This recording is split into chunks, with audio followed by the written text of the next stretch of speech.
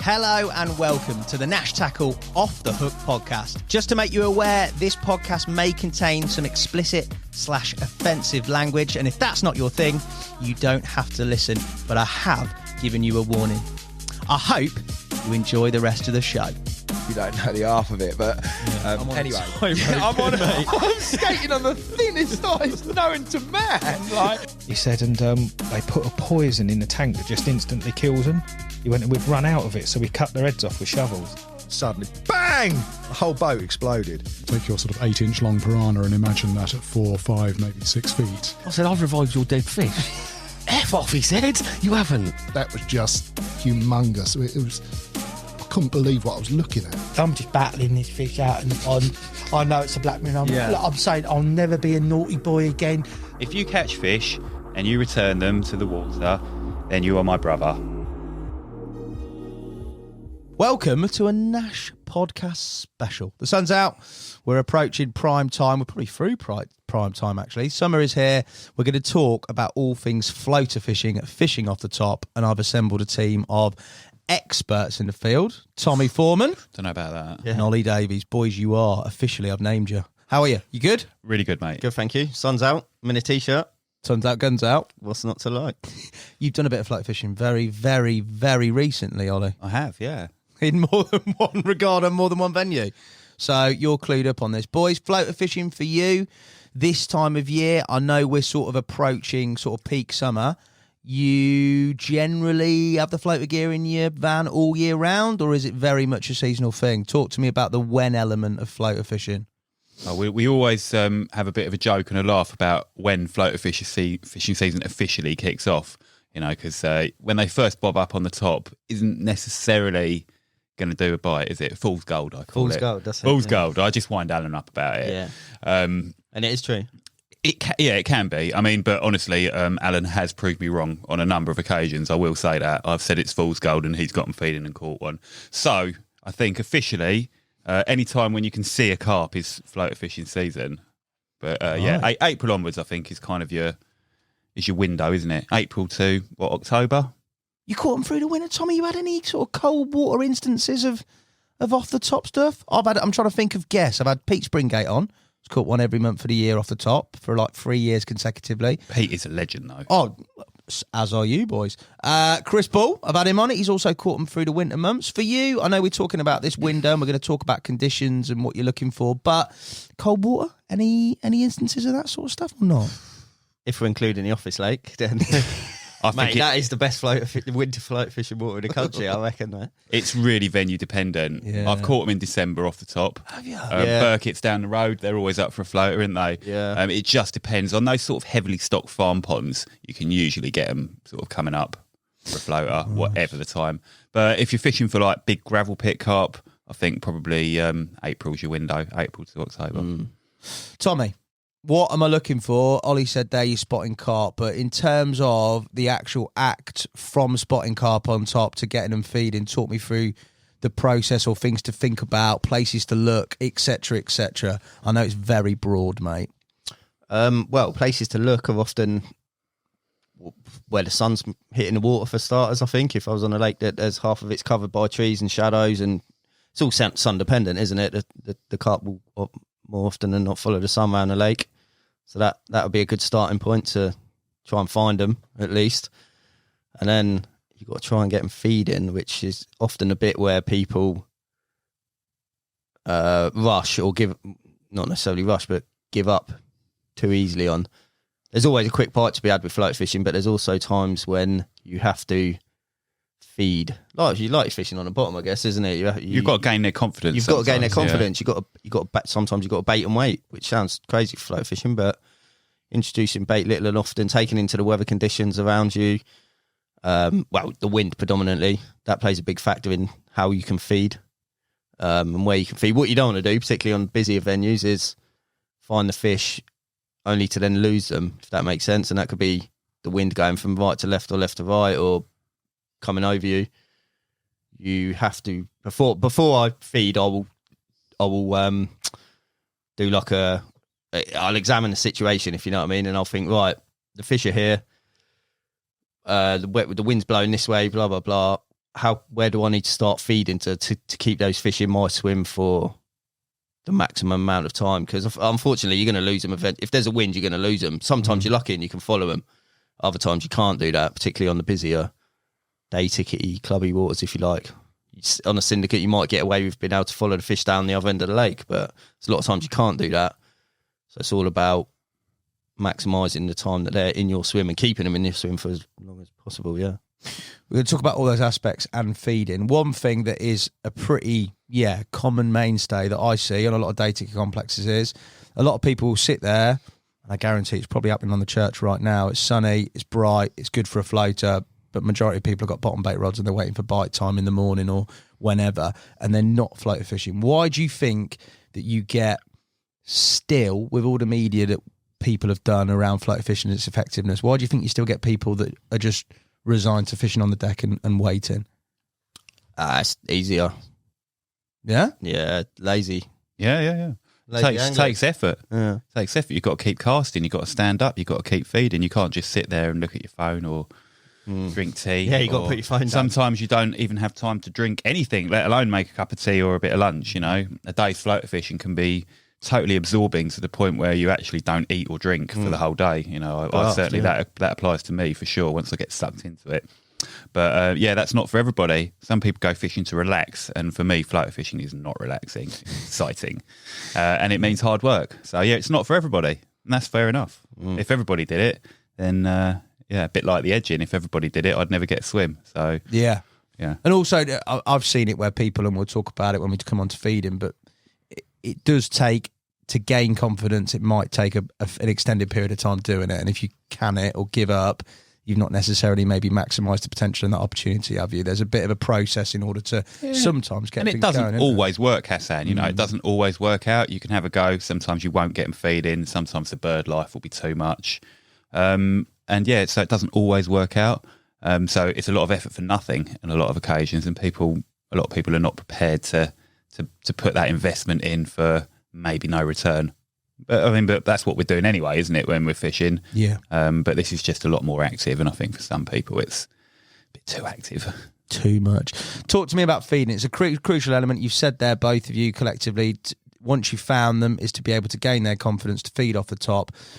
There's obviously a lot of variables, a lot of different connotations, but essentially for you, what does that look like in a practical sense, Tommy? What does that look like in terms of getting their confidence?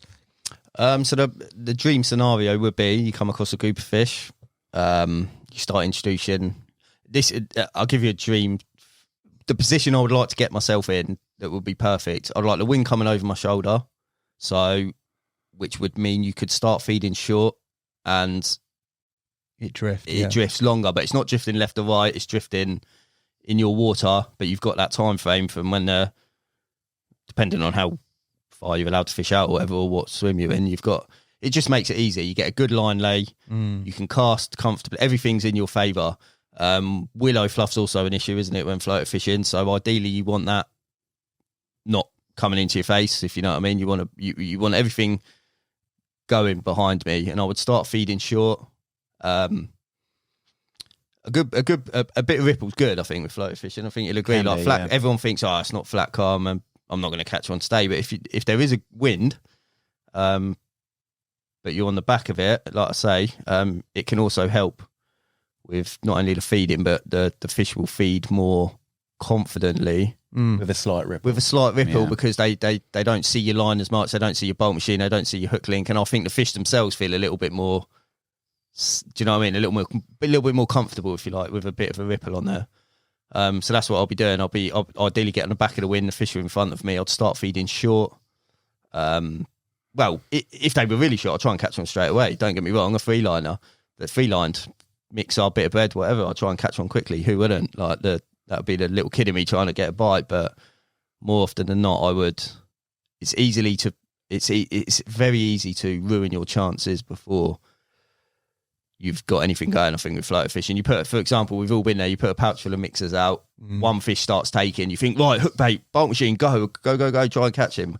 Whereas what you've really got to do is sit on your hands and keep feeding. Because if you've got one fish feeding, one or two fish, you ain't catching them. You might get lucky, but what you really want is 10, 15, 20 fish feeding.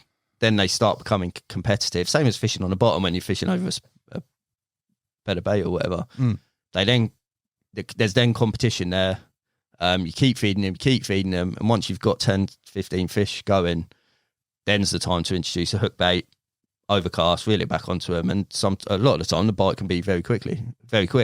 But it's the build up before that's allowed you to get that quick bite, if that makes sense.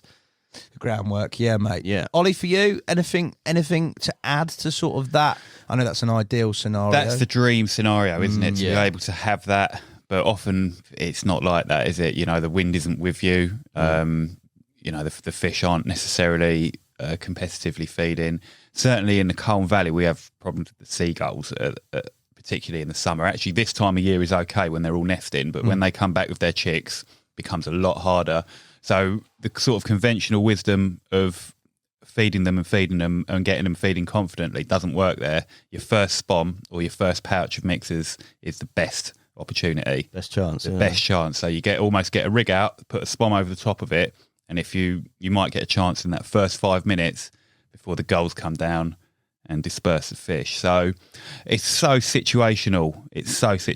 It can really depend on the venue and the swim, whether you're fishing under your feet or whether you're fishing at range.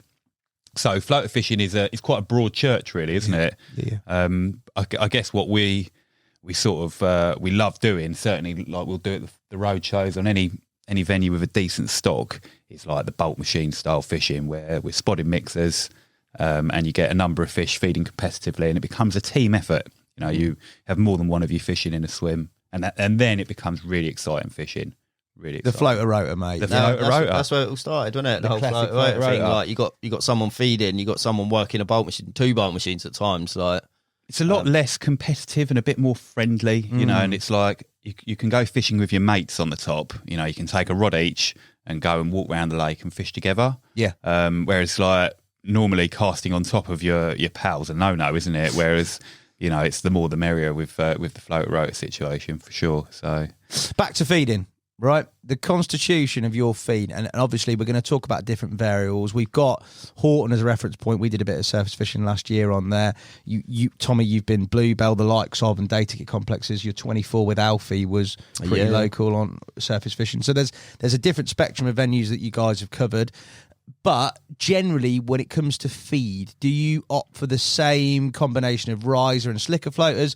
Do you just go slickers? Do you add coat any liquids on them? Do you use anything else? What is a general broad starting point with regards to, if we say feeding, what exactly are you taking to put out? I'll take both. I'll take the slicker floaters and what are they, 13 mil, are they? Or 11 mil? So, yeah. I think they're 13s, yeah. And the riser pellet. I'll always have both, and more often than not, some supermarket mixers as well, just if I need them mix it up a bit, you know. A few shapes, a few different sizes, but ideally, again, I keep relating it to bottom fishing, but it is very similar. There's 2 types of floater fishing, I think. There's that type where you could be just fishing with bigger 30 mil baits, where the fish are moving between each bait. And if I can get away with doing that, I will do that, because I think it's easier to hook them. If they'll feed just on straight mixers, you would do it, wouldn't you? You would do it. You would. Yeah, Same with boilie fishing. Yeah. If you can catch them just using boilies, you would, because it's easier. Yeah. And they're easier to hook, I think, when they're moving between each one. However, the problem is they're so used to them as they are boilies. That riser pellet, when we released that, it was an absolute game changer. It changed everything in terms of feeding. I'd never seen it before. I know Nash brought it back because he used it years ago, I think, but I'd never seen something like that. And when I started using it and mixing it with my 13 millers, it just opened up a whole new world of floater fishing. Like changes the way they feed totally, and it will trigger them to feed when straight mixers don't sometimes. A bit like maybe using maggots or like a natural bait, something which actually gets the fish really excited, and that riser definitely does that. I mean, all of us, you know, we've sort of had our eyes opened, haven't we, over the years? It changed everything for that first 2 or 3 years of floater fishing. Still does, but because not many people probably use it still, because they just presume floater fishing with mixers and dog biscuits. But if you can incorporate it into your floater fishing, but there's a caveat to that, isn't there? Yeah. And if you feed straight riser pellet, it can sometimes be very difficult to get a bite on a mixer because they become really preoccupied. A bit like if you're hemp fishing or any other particle bait fishing. So we all tend to use it in the office as a mixture. So you'll use the slicker floaters and you'll incorporate, I don't know, I tend to go not quite 50-50, maybe like 70-30. Yeah, I'd say so. Slicker riser. You know, and in favour of the bigger slickers, yeah? In favour of the bigger slickers, yeah. And the riser is that kind of trigger which gets them taken. Yeah. But do you think that's because of the size of it and just the general sort of? I know that obviously the ride height in terms of slickers is slightly higher because they're slightly bigger, but the sort of fine nature of it when it's out there is infinitely more sort of, I don't know, readily taken than something slightly bigger. Why they love it? They feed differently as well, don't they? Like often they're just like there with their mouths, like literally just. I'm sure they think it's something to do with the hatch as well, the whole natural aspect, because them riser pellet, they're not just on the surface, are they? They're slowly falling through the water, and there's 2 different sizes or 3 different sizes in them.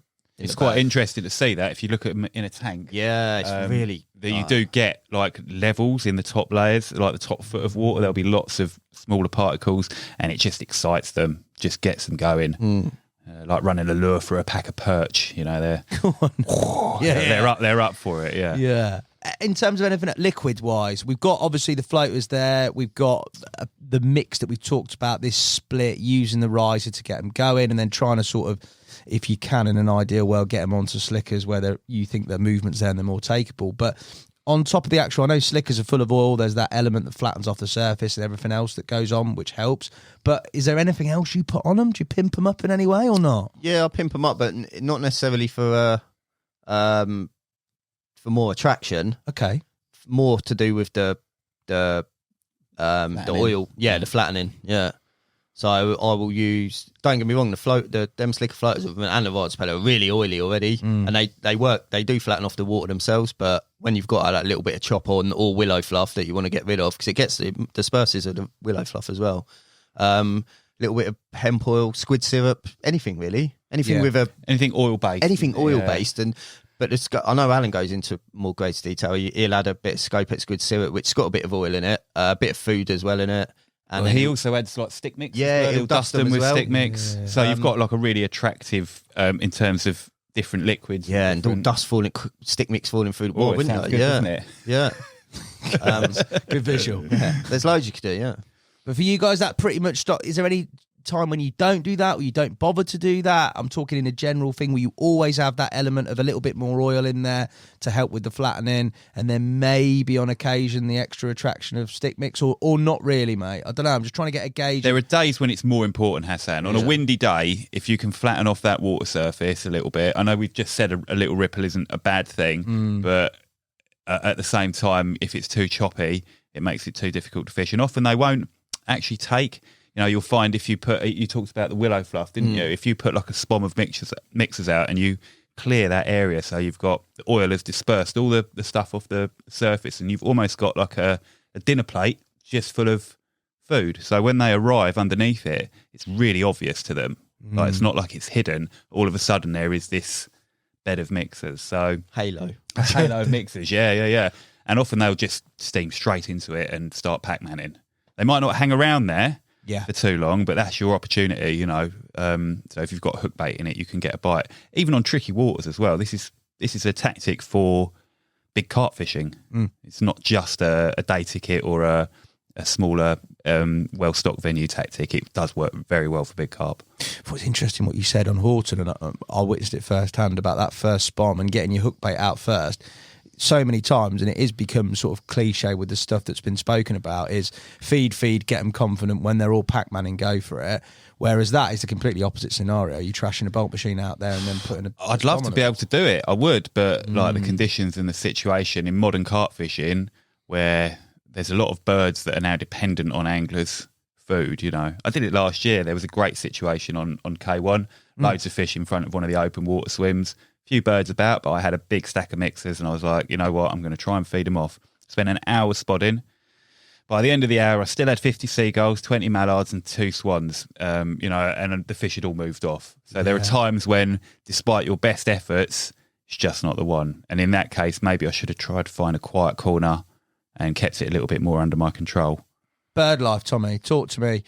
We've got a little insight, but we're going to go in depth. That is an issue, as you say. A lot of modern day carp waters, the birds are reliant. They know as soon as a spom goes out or a catapult goes out what the crack is. How ways have you found of combating them?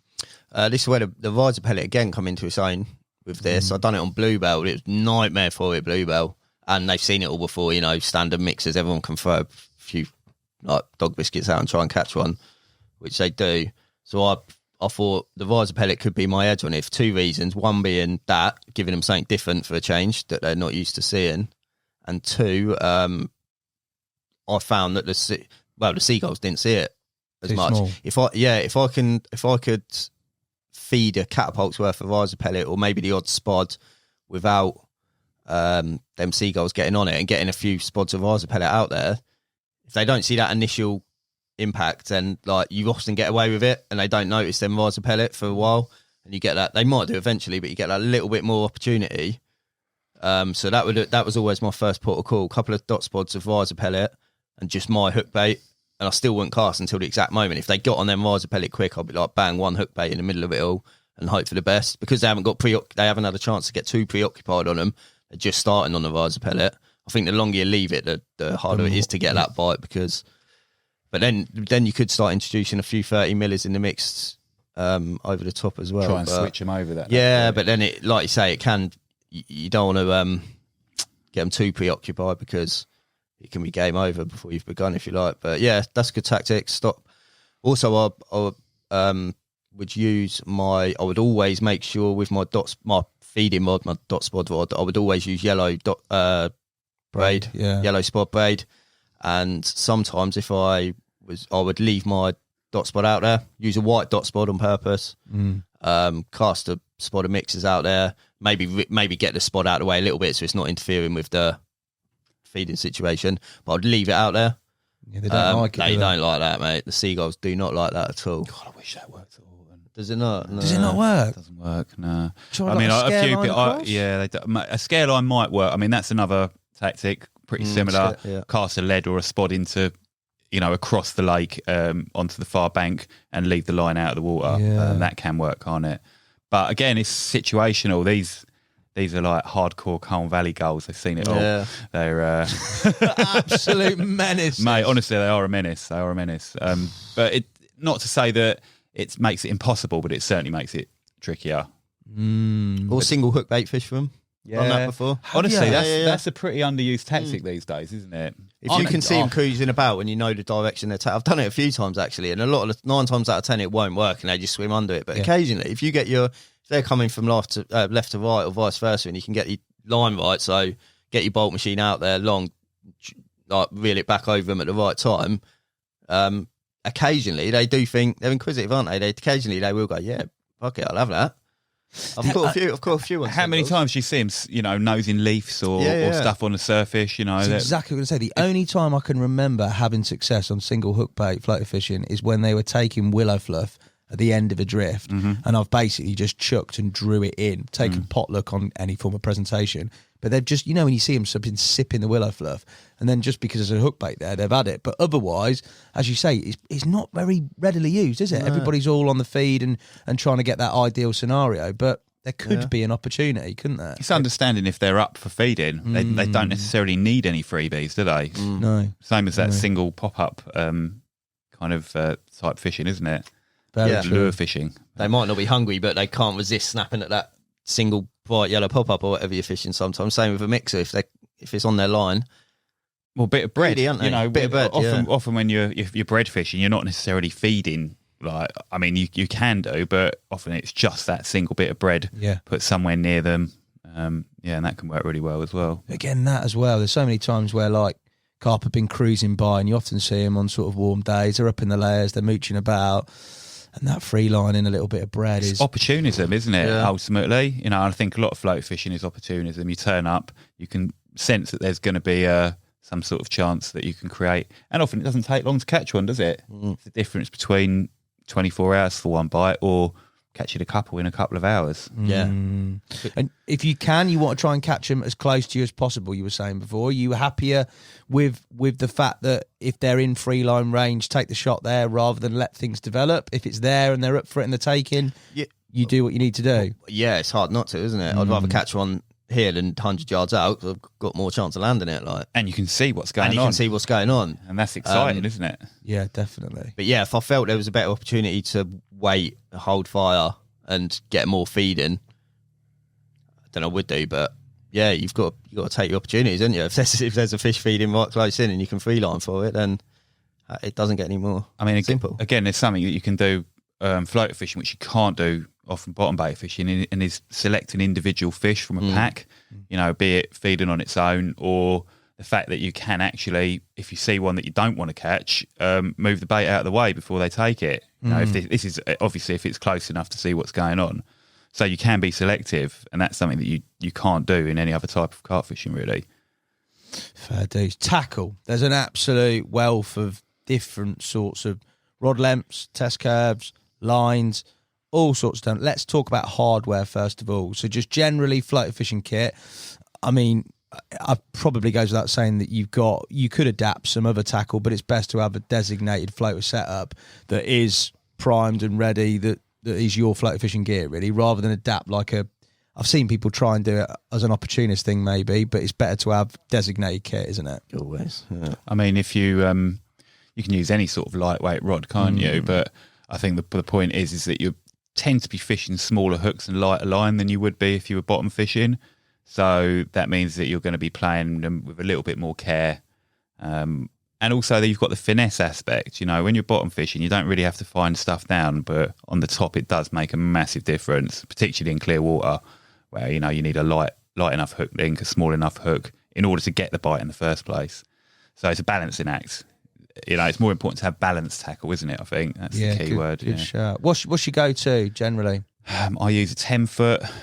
10-foot. Well, I did used to use the 1.75 test curve, but we've discontinued that, and I use the 2.25 now, and that actually doubles up as my barbel rod in the winter. Right. And I find it really actually an excellent rod. I think again we've talked about rod length recently on another podcast. And I think 12 foot 2.5 pound is your kind of or 2 1/4. That's your textbook floater setup, and I just use a slightly smaller, shorter rod. Use a scope. Any decent reel, lightweight reel. Scope. I've got a GT 6000 on. Yep. 10 pound Zig Flow. A lot of people are using braid, and you talked about braid with the spod, Tommy, but I've actually started using it this year as well. And control it a lot better, can't you? You can, yeah, you can. One problem, if you're floater fishing all day with mono, even if you grease the line, eventually it starts to take on water and it will start to sink. So that's one thing that is to bear in mind. And I will carry a pot of grease with me to grease the line regularly. Yeah, that's quite important. Braid floating braid. I use the spot and marker braid. Do you? Yeah, the yellow stuff. Yeah. £25. Still £25. Yeah, it is, really isn't it? fine. It's actually perfect for the job. You talked about yellow braid, Tom, didn't you? So You can mend it so quickly if you lose it on the wind or whatever and it starts drifting your bolt machine or controller, you can whip it back with, whereas mono, like you say, it gets heavy, doesn't it? And Drag, it's horrible. And although it's yellow, I don't think that really makes any difference on the surface, or not to the degree, because I think they just see it silhouetted From up, anyway. Yeah. might be an advantage if anything in the sun. Yeah. Possibly. There's a lot of talk of Tipex in hook points and stuff as well, isn't there? I suppose you get less of a contrast on that. Well, on that Al's yellow done braid. that for the bread bomb fishing. He used to, when you're using like a really big hook, like a size 2 or a size 4 with a big lump of bread, he was Tipexing it to disguise it. Whether that makes any difference, I don't know. But if it works in your head, then Take it, exactly. Yeah. Tommy, for you, kit-wise, what we talking? 9 times out of 10 it will be, I'll normally, if I'm going all out floater fishing, like session as like, I'll probably take 2 bolt machine setups, which would be a scope, £3, believe it or not. I know some people say, cool, that's a bit big, but it's not. What length for scope? 10 footers? 10s, yeah, just to give me a bit more. But you can smash those bolt machines. Yeah, can't you? that's why I'm using a 3, because yes, I'll consider going down, because like Ollie said, you're fishing with lighter tackle, so yeah, you want a bit more cushion, but I haven't lost money with them 3-pounders. But the real reason I do use them is so I can fish at distance with them bolt machines. Floater fishing at distance, particularly on these busier data key waters, is probably the biggest edge there is. No one can do it. No one does it. When we're talking distance, give me a parameter. Are we talking 80 yards plus? What are we talking? Wow, 80 yards plus, up to 100 yards you can cast with those them bolt bolt machines. On my 24 with Alfie at Chigba, I was fishing that long chucks. I think I was hooking them at about 110 yards, I think, just short of the island. Because... And that's the big bolt machine, isn't it? The biggest size we've done. No, it's the medium. It's the one below, yeah. I can wang that. Oh, the big one, I reckon you could wang 140 on a proper cast it setup. to the moon, mate. Yeah. Boy. But the great thing about them bolt machines is you don't need to be watching. Like, they're self-hooking. You can put them on bite alarms if you want. Like, you could literally, again, situation dependent. In an ideal world, I'd like them to, with a bolt machine, you'd like it to drift. You like the wind behind you and it just to go. Just let out line, and just let it go with the feed. And they can do that because they got enough weight to them, and they just go and go and go, and you can fish them. Silly long. Yeah, why not? They'll also tend to stay in position as well, Tom, wouldn't they? Because you've got that extra weight.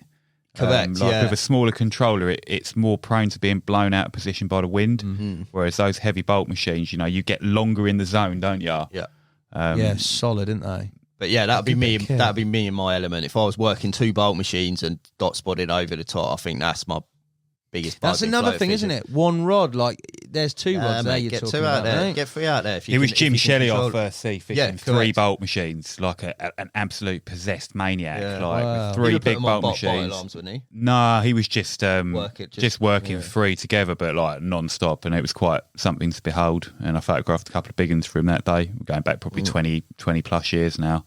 But it's something. And again, you can use them at night, like you say. Absolutely, you can night fish with them as well, which people again don't do because they don't think. Don't give away too much, yeah. We filmed a little thing with Alfie on Hampstead Heath before he left, and we never released it because he ended up sort of leaving Nash at that point. But we'd made this little short fishing the number 2 pond on Hampstead, and I've got the bite on camera of the fish taking in the night. At night, 1 o'clock in the morning it was.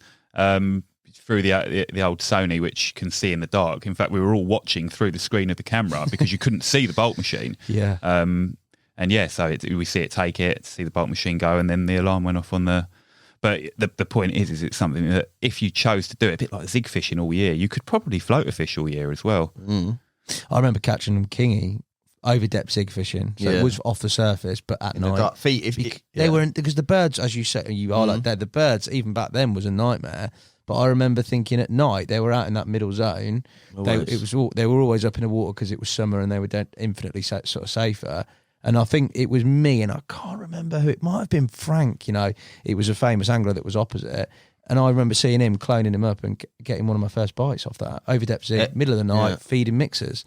No birds, happy days. Everyone presumes that evening's obviously the best time for float fishing, or it can be one of the most productive times for float fishing. The light levels drop a bit. All of a sudden, the carp are a bit more catchable, they're a bit more confident, aren't they? They can't see your line as much. They're like, as soon as that sun's gone, they're easier to catch a lot of the time. That last 2 hours, that twilight period, is also an awesome time to float fish. But then people just give up when it gets dark and go, oh, well, that's that for another day. But if you keep feeding them, then there's absolutely no reason why everyone presumes, oh, it's dark, the fish are back on the bottom. They're not. Like, they're in the upper layers all night. Like, they only drop when they want to have a feed on the bottom. Like, same with the zigging, isn't it? Everyone's like, oh, it's dark now, best cut them zigs off and put a bottom bait. Often the best chance, isn't it? Late, definitely. Yeah. Zigging and float fishing in the dark, mate. Same reel line, £10 zig flow for Ollie, £10 zig flow for you? Yep, £10 always. Any time you'd step that up, boys, to 12 or? I've never had a time I've had to, unless fishery rules do dictate, often that you have to use a slightly stronger line. But for me, it'll always be the hook link, which is lighter anyway, because we're back to traditional angling, aren't we? With your sort of carp fishing bottom baits. I don't know why, but we use stronger hook links than mainline. Yeah, I think it's more for abrasion resistance, isn't it, than anything else. But I think if I'm using an 8-pound hook link and a 10-pound mainline, then that's balanced. And if I am going to lose the fish, it's very likely just going to be trading a hook and a little bit of hook link. I remember using £12 pretty exclusively, and then I think it was Yeoman's. I think it was Danny Boy said that £10 is bomb proof, mate. Give it a go. It's wicked stuff. I've had big cats in the winter out on it on zigs and like pulled like you wouldn't believe, and it's solid. So yeah, I'm with you on £10. And like you said, like hook lengths, I've used £8. I have used £8 on. I mean, often we'll go lighter than 8. You know, Dell used to fish 6 on Horton, but in that weed these days, and the fact that there's so many big ones, like it's float fishing is a balancing act between bites to landed, you know, and you don't want to lose too many. You really don't. You don't want to lose any, Hassan, but you know, and you can see him. You know what you've hooked half the time. You yeah, don't that's want to be right. losing them, do you? That's right. Certainly, you're not fishing just for the bite. You know, I want to know that I've got a really good chance of landing that fish, even if it's weedy. So yeah, it's about being sensible with your tackle choice, and I'd rather sacrifice a few bites and land them than just get loads of bites and lose them all. There's no point doing that. That's a fool's game. Feeding sorted, hardware sorted. Talk to me about end tackle. Let's go for what we said bolt machine, so we're going to go down that route first. The actual setup of your bolt machine, obviously attaching a bolt machine. What do you use in terms of to plug in the end? What type of swivel arrangement? And then hook length wise and hooking arrangement, Tommy. What is your sort of textbook go-to starting point for your bolt machine? So obviously the bolt machine itself, we do 3 of those big bolt machines. 9 times out of 10, I'll use the medium one. Can't remember the weight off the top of my head, but it's 56 grams, I think. 55 or 50. It's 2 ounces, basically. It's the medium one. Yeah. And I just think that covers me for everything, really. If I want to fish shorter, I can do. Because even when I'm fishing shorter, I'd still rather have the heavier bolt machine on because I can control it better and it holds up in the wind better, so I get a longer bite period, if that makes sense. And even though it still helps with the hooking, you know, so even when unless I'm trying to be all finesse, and I wouldn't put a bolt machine on. I'd use one of the new stealth controllers and a lighter rod and whatnot. If I'm fishing in close range, if I'm fishing short, and the bolt machine's a bit too. Or if you can't cast past them, that's the thing. With a bolt machine, often even if they're close, you can smash it so far past them that you're not spooking them. You just draw it back into the zone. Whereas sometimes you have to land it in amongst them, and in that case, that's when that stealth controller really comes into its own. Yeah, and We'll come to shorter range stealth controllers. We're going bolt machine. Sorry, mate. You going the 50 odd gram one, the 2 ounce one, the medium one, and then from there, I'll just use a uni swivel. I know people use a quick change so they can hook the new hook links on, but for peace of mind, I'd rather tie my hook link straight to just a size 8 uni swivel. Fits in a rubber bung that you get with a bolt machine. Rubber bung. Palomar knot it to that, and then £10 zig flow as my hook link. Sometimes 8 if I can get away with it. Or floater claw, 12 or a 10. Yeah. Right, a 12 or a 10. Yeah, everything. Same with the hook link. I'll start if I think I can get away with it. I'll go as small as possible.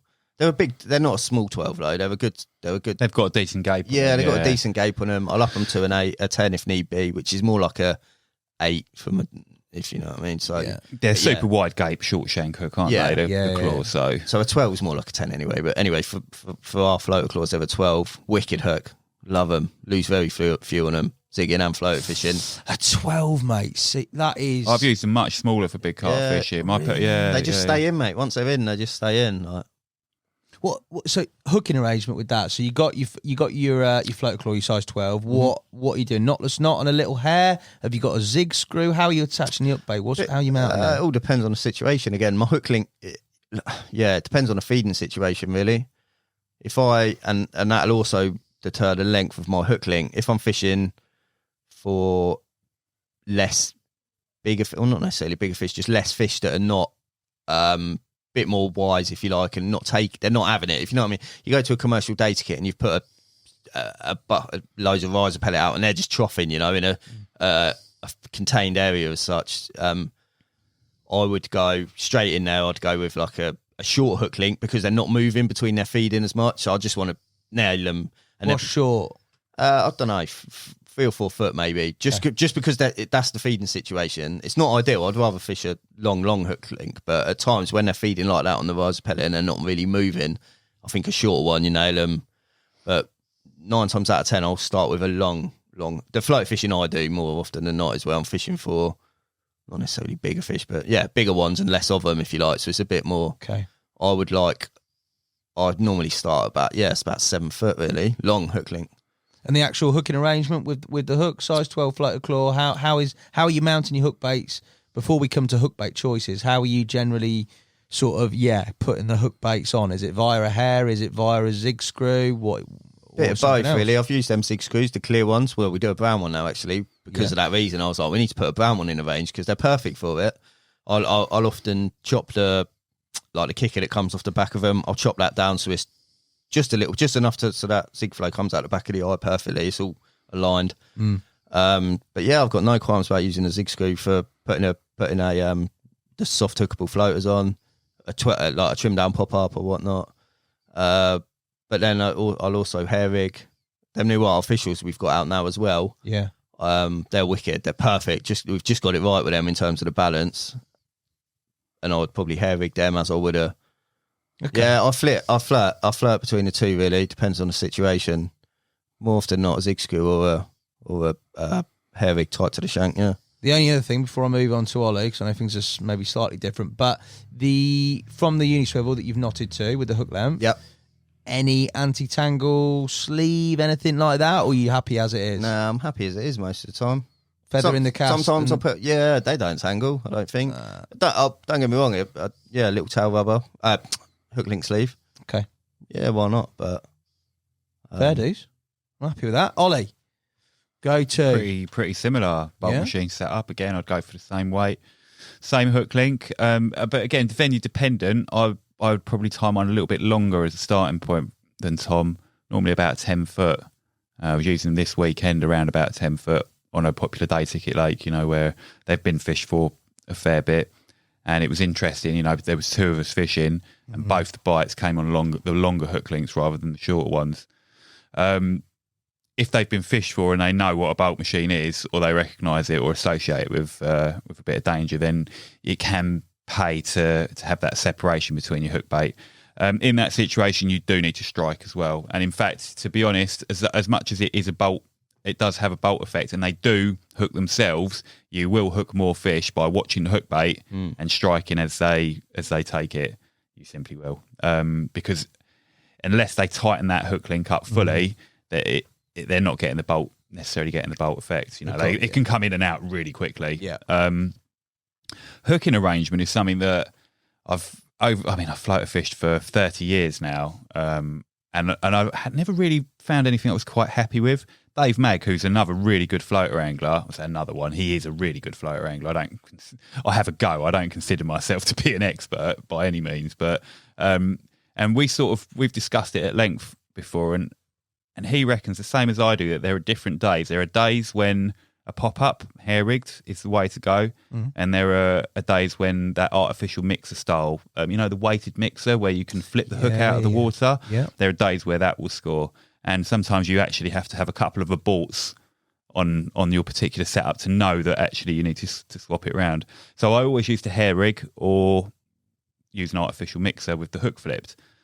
Recently, I've started doing things a little bit differently, using a zig screw. Not a zig screw, a bait screw. I mean, I know we do dedicated zig screws, but you've seen my zig setup with the bait screw directly on the shank and the screw held in place by a bead or a bit of rubber tubing. Yep, so blowback tubing. Sorry, you've got the bait tight to the shank.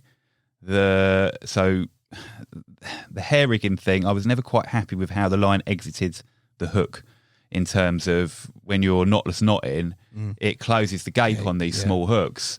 Putting a kicker on it just does exactly the same thing, and it actually, when you think about it, it forces the line down and up again. So I just tied directly to the hook with a Palomar knot or a blood knot, and you end up with the line exiting straight out of the back of the eye. Yeah. For me, this works really well, and I've had carp to 44 pounds now using that particular setup, and quite a few other decent ones as well. It was one of those where when you first try it, you think, I've never seen anybody use this before. Is it going to work or not? But in fact, it does work. So yeah, that is my go-to at the moment. Half a pop-up, normally 12mm scope at squid pop-up, which pretty much perfectly matches the freebies in terms of looks. Chop it in half, and then it matches it in terms of buoyancy as well. And you've got a pretty natural behaving and looking hook bait. Really important. The hook size 10s, 12 or a 12s. 10, 12 Yeah, or a still 10. small. Yeah. I'm not fussed between the two. Depends which pack I whip out of my my tackle box first. If I was getting loads of aborts or I felt like I should have been getting more bites, then maybe I'd scale it down to the 12.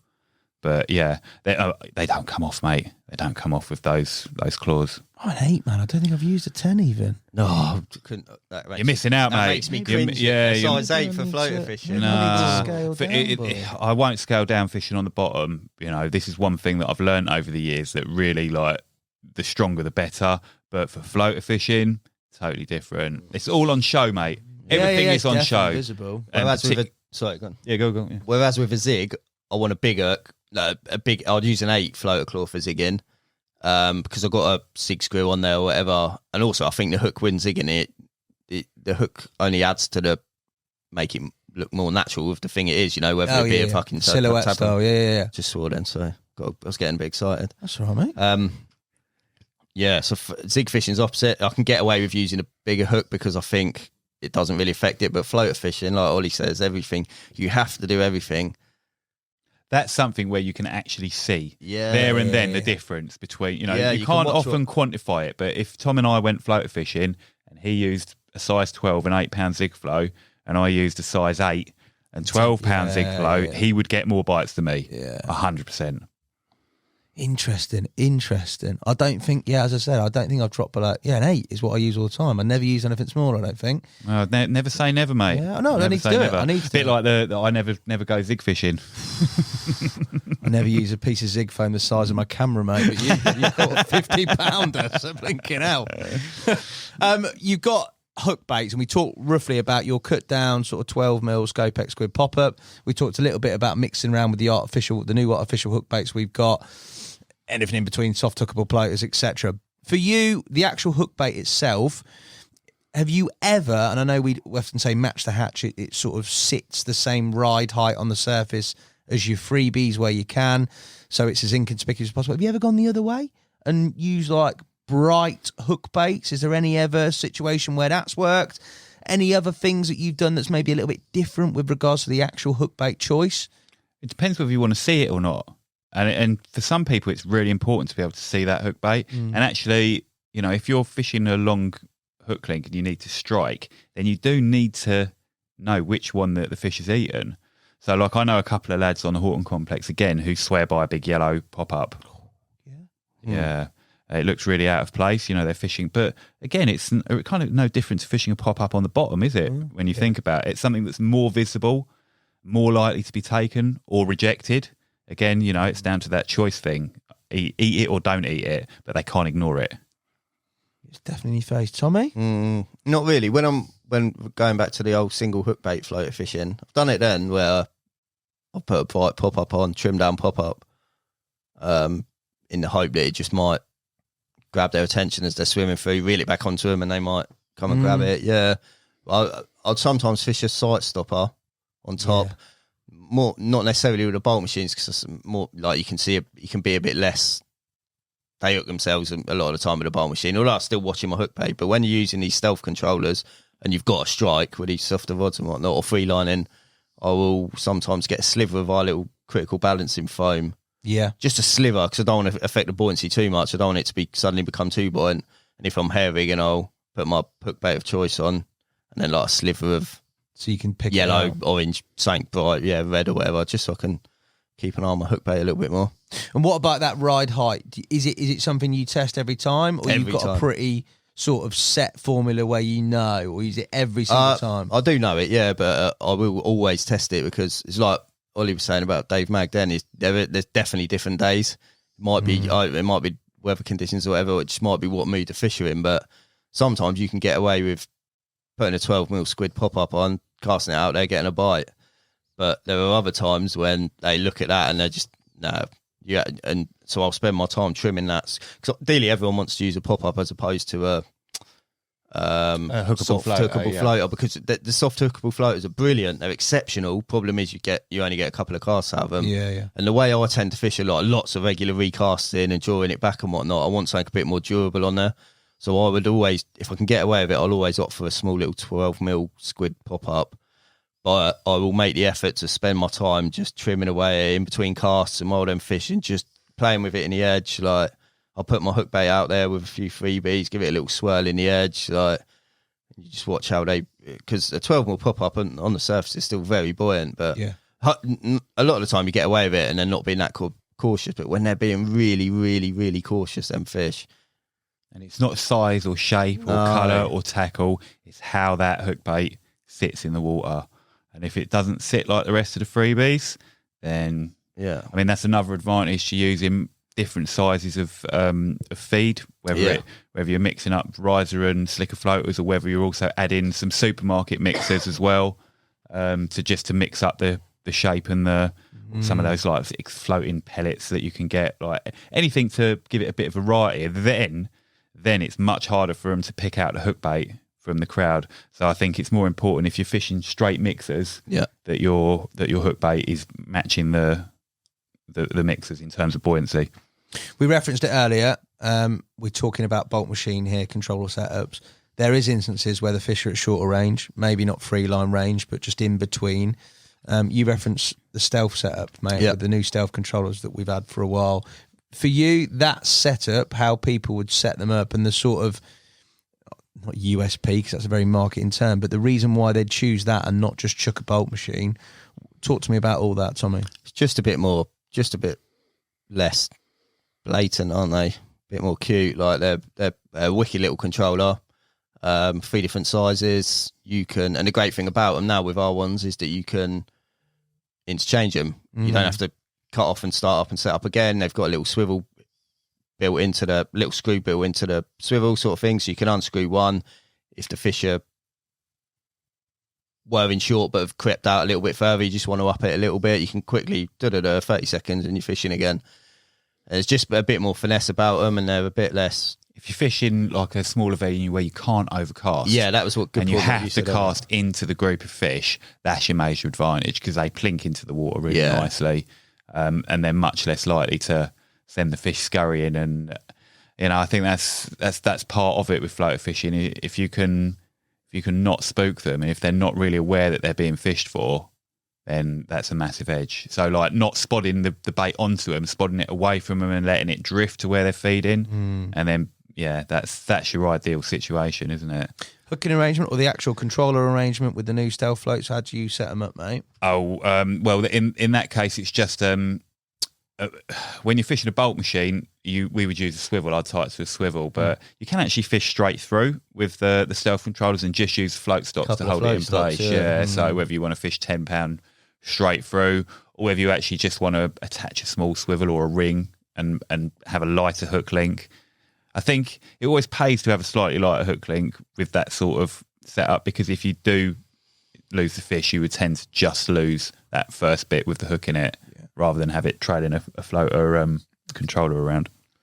So 2 float stops either side of the float. Really simple, and then you can choose your length of hook link, whether you want it to be short or long. I mean, another thing about a long hook link, they're actually more practical to cast. You know, if you ever tried chucking out a 4-foot hook link behind you on a floater, you'll realise how difficult it is, particularly if you've got bushes or trees, because it just tends to want a pendulum around, doesn't it? Whereas with a longer hook link, you can literally lay the hook bait on the floor and you're casting it off the floor, so you don't have any of that problem.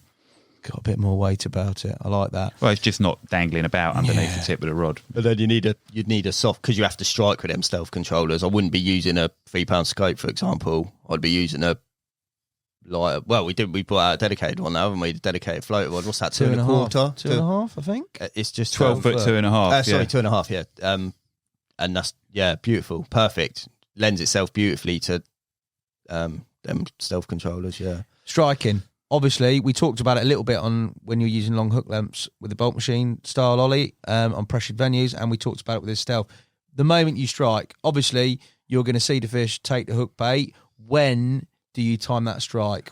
Oh, mate, as soon as I see it, take it. I mean, you can wait for the float to move if you want, but in an ideal situation, you're watching that hook bait, and the moment it takes it, you're striking. You're not giving it a chance to reject it or for the hook link not to tighten, whether you're using a long one or a short one. I mean, if you can get them really feeding, those bolt machines are brilliant. You can almost put the rod on the floor and it flies off. But if they're feeding a little bit more finicky, often when you're fishing for bigger ones, your real edge is to watch that hook bait and strike, you know. Even keep interrupting. Even with them bolt machines again, I always, although they are self-hooking, I'm always keep an eye on that hook bait. You know where the hook bait is, don't you? Yeah. And you use your bolt machine as a marker to where your hook link is as it drifted left to right. And it's a great buzz, man. It's one of the best buzzes ever. You know, you think that fish is on your hook bait, and it takes, and you get that little jolt with a bolt machine. It's not quite gone away yet. You just get that little jolt, and you think, "Yep, this is me," and that's when you strike. Thanks, right. I love that. Yeah, that's as good as it gets for me. It's the way to catch them, innit? For you, and we've talked about sort of a wide variety and spectrum of things. When people talk about float fishing, I think the thing that I've seen people struggle with, especially taking some people that might not do it that regularly over the course of the season, is when you get drift. Now, that could be drift on short of their line, not necessarily where they're feeding and it's nice and still because of the slick element, but the controller starts to move, the wind might creep up, you might get a crosswind spring up, conditions become different, and you start to get your controller set up, whether that be a bolt machine or stealth controller, drifting quicker than maybe your feed is, and things start to look a little bit how do you combat things like that when they spring up? Because they're those small percentages, and you talked about a load of them which you've given away, but they can be the difference between somebody getting a bite and somebody having a pretty frustrating day. Well, it's often technique, you know, and being on it, not putting the rod down. Yeah. And it's going back to that kind of that thing we said at the very beginning, why people don't float fish, because it's actually hard work. Yeah. You have to concentrate all the time, and it's addictive, because once you've picked that rod up and you're in the zone of casting, you don't want to put it down. You know, you need to keep hold of it. So yeah, that's something that as you do more and more of it, you learn. And Tom mentioned it earlier. It's about maximising the chance, the amount of time that your hook bait stays in that sort of kill zone where they're feeding. And if you mend the line regularly and keep an eye on that, it'll give you an extra minute, 2 minutes, maybe just a few seconds, but sometimes that's enough to get the hook bait into the right position and get you a bite. So mending the line, talk to me about the process. Oh, it's literally just it's easy with braid. Yeah. Because braid lifts up off the surface. You know, if you've got mono that's starting to sink now through the surface areas, let's say you've been fishing for 4 or 5 hours, you know, and it started to take on water, then that mending the line can be a little bit more problematic. So yeah, but if you keep an eye on it and do it regularly, then you know that's the secret. You're basically trying to move the rod tip to get rid of the bow in the line. You want to keep the line as straight as possible, and that goes for your main line and also the line between the controller and the hook bait. You know, you don't want a curly bit. You want that instant contact as soon as they pick the bait up, whether you've got a 12-foot hook link or whether you've got a 2-foot hook link. So again, that's just keeping an eye on it all the time and making those little adjustments. And, you know, as you get better at it, your technique will improve and you can mend the line without moving the float sometimes. Nice. Even if that's drifting towards you as well, it's a case of picking up lines so you haven't got a load of slack, haven't you, in front of you. One thing we haven't talked about is the organisation of luggage-wise, storage-wise, how you go about, like, I wouldn't say streamlining your kit, because some people will fish them off the barrel or fish them out the back of the car, depending on the venue. But for you guys, you float a gear, is it pretty condensed? I'll fish off the barrow, me. Do you? Yeah, I'll take it all on a barrow. Matt, like a crate, you know, like one of the, not the metal cradles, but the corrals. Corrals, Yeah. Normally a corral, I use that because obviously fishery rules, a lot of fishery rules say you have to, but it also acts as a very good storage unit. It fits perfectly on my barrel like that. Yeah. I'll put my tackle pouch in there, my 2 buckets of my bucket of eyes and my bucket of mix. Everything just goes, so I've just got it all there. It's all to hand. I've got everything, a throwing stick, a catapult. My 2 rods. Well, sometimes 3 rods, 2 bolt machine setups and a lighter floater rod if you like. Or a spod rod, yeah. Bottle of water. Job done. Sun cream. Yeah. Been out in a boat all weekend. Been out in a boat all weekend on Bayswater with my... What's your theory on all that, mate? There's a few people who don't do like things on their hands or try and get rid of sort of scent when they go, especially if they're fishing off the top. They don't like all that. I know a lad, I won't say who, but he's absolutely prang about like rubbing his hands in silt and stuff. I couldn't give a toss, mate. You don't think couldn't give a toss. As long as you're not drinking petrol or whatever. You got a bucket of mixers there, oily 30 millers. Yeah, he won't put them on mixers though, mate. 'Cause he's like, put them out and they'll smell it. No, honestly, people do really overthink it. They really do. I don't know who that is, but you've got a problem, mate. You know who you are. Notable captures. What stands out for you, mate? It could be the last year, it could be the last few years. What are the floating fishing captures which really sort of resonate with you? I mean, they're all good off the top, but I'm trying to think of significant ones. They all count. They all count. Quite recently, I had a really nice one. Sadly, I hadn't hooked it in the mouth. I had to slip it back. It had gone for the mixer and I'd struck, and it was an inch outside the mouth. Some people might have counted it, but I slipped the hook out and dipped the net and let it swim off. It wouldn't have been a PB though. I have caught a 40-pounder off the top. Caught a couple. So yeah, it's not a small fish tactic. It's not a small fish tactic, and it's something that every year I will have a go, and this year, hopefully the conditions will be good enough that I can have a go at catching another big one. It's so exciting. Tommy, you've had a few big ones off the top, boy. I've had a couple. Only recently though. It's one of my long-standing.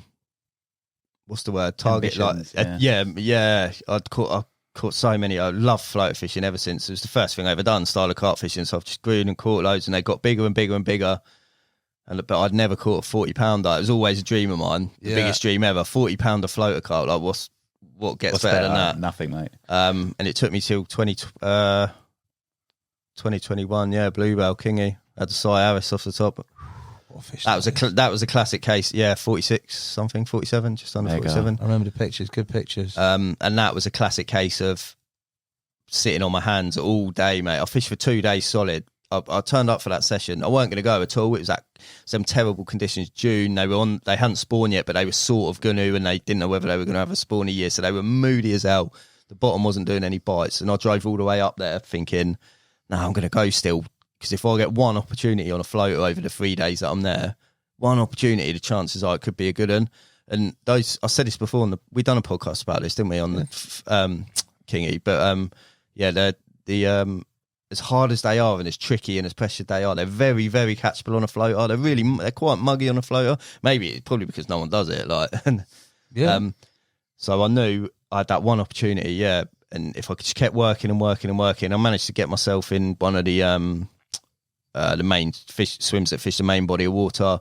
Jason my mate was to the left, and he had the majority of the fish in his swim. He had one of them. He had a 40-pounder off the top, penny scale, something. I can't remember his name. One of them. Nice. And then, but they would. I was to his right, and they would slowly drift over to me every now and again, but not enough. And I was like, they'll keep coming. The wind was turning. It was going to leave him and come to me, sort of thing, from left to right. My chance will come, and I kept feeding, and I sort of went a little bit left and tried to poach him up a little bit with his permission. Float, like that's what he was about. He was like, "Come in here." I was like, "No, you carry on." He was having a good hit. And eventually I just kept feeding and taking advantage of his feed as well. That's another thing. Always take advantage of other people's feed if you can. If they can't catch him, you may. Yeah, mate. If it's in your swim, then take advantage of it, mate. Don't feed accordingly to know don't fill it in when you know there's loads of bait coming your way, for example. That's what I was saying. Eventually they crept over, and the bite was 5 seconds. Sitting on my hands. I weren't casting for no reason. The odd one was creeping over and taking a mix. I was like, I'm not going to catch him. It was when there was 4 or 5 big uns that were there. I was like, right, now's my chance. Been sitting out in the sun all day. Now's my chance. 6 p.m. That is exciting, mate, isn't it? And then I had another one after that. Not the same session. What other one did I after? No. Sorry, 39. I've had a 39. It wasn't a fluke, mate. That'll do, mate. Couple more things just to round off on. For you guys, your top tip for somebody who is maybe floater fishing, maybe not floater fishing, not really sure about it, not that comfortable about it, what would it be? Your one thing that is sort of, what is it? Have a go. Always. Do you know how many times you hear people say, and I heard it this weekend, I didn't put the floater kit in. Always put the floater kit in. Always have it with you. You might not need it for 90% of your fishing, but that one occasion where they're all sat in front of you on the surface and you're not going to catch one on the bottom, make sure you have that floater kit with you, be it just a bucket of mixers and a bare minimum of tackle to make a floater kit up. You don't need to carry a whole dedicated setup, but make sure you've got some hooks, floats and bait. Tommy? Make the effort. Get off your chair, put your cob away. Put your cob away and do a bit of evenings floater fishing, or get up early and have a go, like prime time. Alan loves it in the morning, doesn't he? He's like first light is a great time. Yeah, great time. They're key feeding windows anyway, aren't they? Exactly that. So yeah, take advantage of them. Just go somewhere easy. Have a go. Go somewhere. Go to a day skit or to one of these commercially farm lakes where it's just full of them, and you like the sound of a bucket of mixers and they're taking already. Just go somewhere easy, and you'll get a buzz. I promise you. Get your confidence up. There's There's no better feeling than hooking one on a floater. I guarantee you. Maybe stalking one out the edge like Oli does a lot, but. It's similar. It's either that or floater fishing for me in the summer, one or the other. But yeah, sat behind static rods is a choice. Get the floaters out. Yeah, too right. You'll not get a better buzz, I promise you. It is mega. It makes me want to go now. Biggest edge. Give me an edge. Something you've not talked about that you can think of that is a definite edge when it comes to floater fishing. Grease your line. Oh, he's nicked my one. Sorry, Tommy. What do you use, mate? Do you know what? I've got something that's called Flyagra. Ooh. Flyagra, you like that? I've got something like that. It's a kid's show. It's a kid's show. I don't just use it at the weekend. No, it is basically just any type of grease, like a solid grease, not a liquid, like a lump type grease. It just comes in a little bottle, and my bottle's broken. I just stick my finger in it and rub a bit on my line, main line and hook link. Hook link. Yeah, that's really important, keeping that line floating. Yeah, main Massive line as well, edge. isn't it? People just do the hook link a lot of the time, but you can get that 10 yards behind you on the main line as well. So it's a drag, do isn't it? you know what? Our pinpoint grease ain't bad for it. I use that pinpoint grease. Yeah, good shout. That's all. It's pretty much the same thing. I remember using what's this oil here? And this mate, oil when you haven't got anything else, just the grease on the side of your nose. And I've got a big enough nose, boy. I've never done the armpits. I got enough for the whole Nash production. Mate, you can provide the whole lake. Everyone on the lake, mate. You got enough for. But we talked about presentation throughout this podcast, and that is a real aid to presentation, is to keep all your line floating. So yeah, grease. Yeah, Sorry, nice. Tommy, for stealing your thunder there, mate. I'm just trying to think of another one. I've talked about fishing to dark. Don't give up. That's a good one. Fish into the evening and into dark. Keep feeding them after dark. Too many people give up, don't they? Yeah, they just presume the sun's gone. Here's another one as well. Make sure you take enough mixers, because the amount of people that I see, they've got a kilo of mixers and they regulate them because they don't want to run out. And the minute that you can't put as many out as you need to, you've lost. You need to have way more than you need, whether that's a sack or a big bucket. You might only need to use a kilo, but if you haven't got them with you, you're buggered. So yeah, take plenty of mixers. And always have your floater kit in it's the first question you ask. Always have it in the van. What does it take up? One rod and a bucket.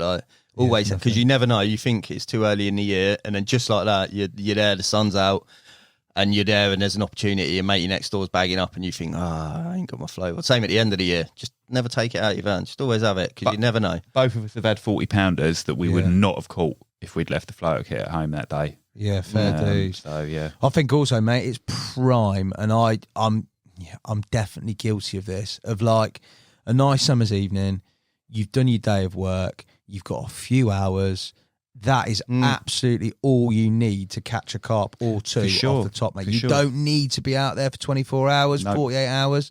You can go in those short windows. Yeah, particularly this time of year. You know, you can finish work and you've got 2, 3, 4, 5 hours of daylight left. Go floater fishing. Get it Don't done. go home. Don't go and see the missus. Get down the lake. Yes, forget all that. Just catch carp. Boys, you've been a mine of information, as I expected. Thank you guys for watching and listening. Make sure you get out, try some floater fishing, send us in any catches that you have. I'm sure you've found this useful. The best of luck, boys. I will no doubt see you again in another podcast. Cheers, mate. Thank you.